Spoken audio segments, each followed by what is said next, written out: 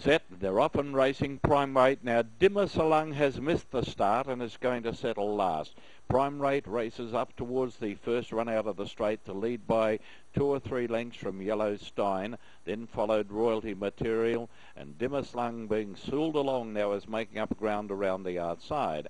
As they run down now, heading towards the 1200 metre mark, and Prime Rate over on the inside, but Dimmer Salang, Satellite on the outside, has raced up to take a narrow lead now. Dimmer Salang from Prime Rate, who's travelling very well, boys. Prime Rate the favourite. Dimmer Salang on the outside, and a long gap to Yellow Stein and Royalty Material at the tail. This one in front, Prime Rate is the leader, being seriously challenged by Dimmer Salang on the outside.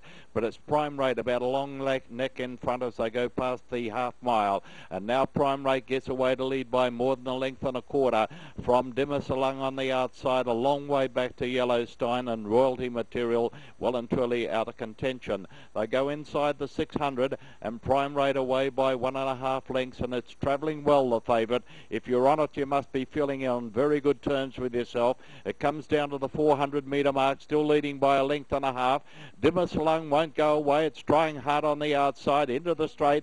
Prime Rate from Dimmer Salang. Yellow Stein's making up ground late, but this one, Prime Rate, is going great guns as it comes down into concluding stages of the race. It's still about 2 or 3 lengths in front of Dimmer Salang, but Prime Rate is going to race home and win the early race by about 4 lengths from Dimmer Salang. Yellow Stein flashed up late. Yellow Stein might have got up to run second in front of Dimmer Salang, and Royalty Material, nothing like the sire, has wound up a very para sa araw na ito, na kung saan mapapanood at masisilayan ninyong lahat ang pagtakbo ng Philtobo o Philippine Thoroughbred Owners and Breeders Organization Championship Races. At isa sa mga races na atin po namang nakagisna na ay itong 3-year-old filly championship race na katatapos nga lamang.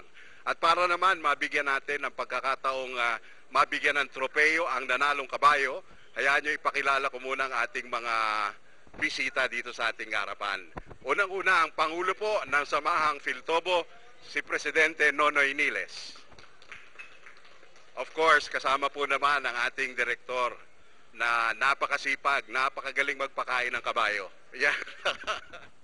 At kasama rin natin, siyempre, ang representative ng Philippine Racing Club, ang Santa Ana. Host natin para sa event na ito. So, paulit-ulit po tayong magkikita-kita. Wala po iba kundi si Ginoong Dan Balmonte. Anyway, para po sa araw na ito, hindi na tayo magtagal. Ang nanalong kabayo, katatapos pa lamang ho kanina. Sorry pala, nakalimutan ko ipakilala. Si Robert Francisco po yung magaling magpakain ng kabayo kanina. Prime Rate, isa pong kabayong anak ni Kanggu. Pag-aari po naman ang dating commissioner at dating direktor ng Philtobo. Wala po iba kundi si Ginoong June Sevilla at ang kanya pong representative na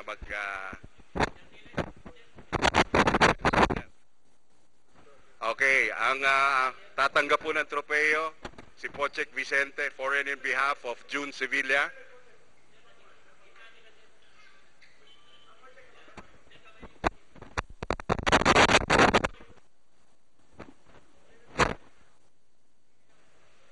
Yan po naman. At tawagin po naman natin ang trainer ng kabayo, si Ginoong Dodek Vicente. Yan, si Dodek, ang trainer po naman ng kabayong si Prime Rate.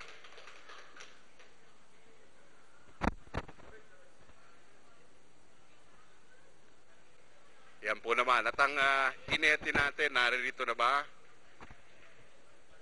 Andi dito na ba si Jackie Alvarez? Wala pa, sapagkat siguro medyo may kalayuan pa pinanggagalingan.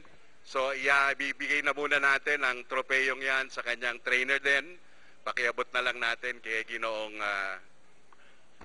Vicente Pumuli ang tropeyo ng hinete. Yan po naman.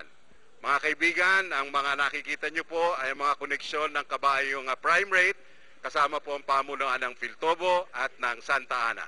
Magkita-kita pa po tayo. Ay, may breeder's prize tayo. Sorry.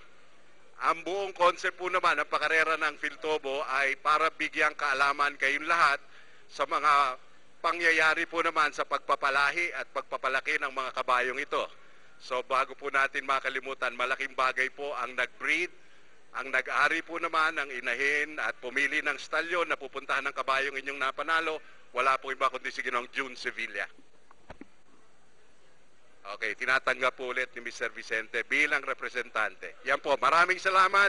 Marami pa pong pakarera.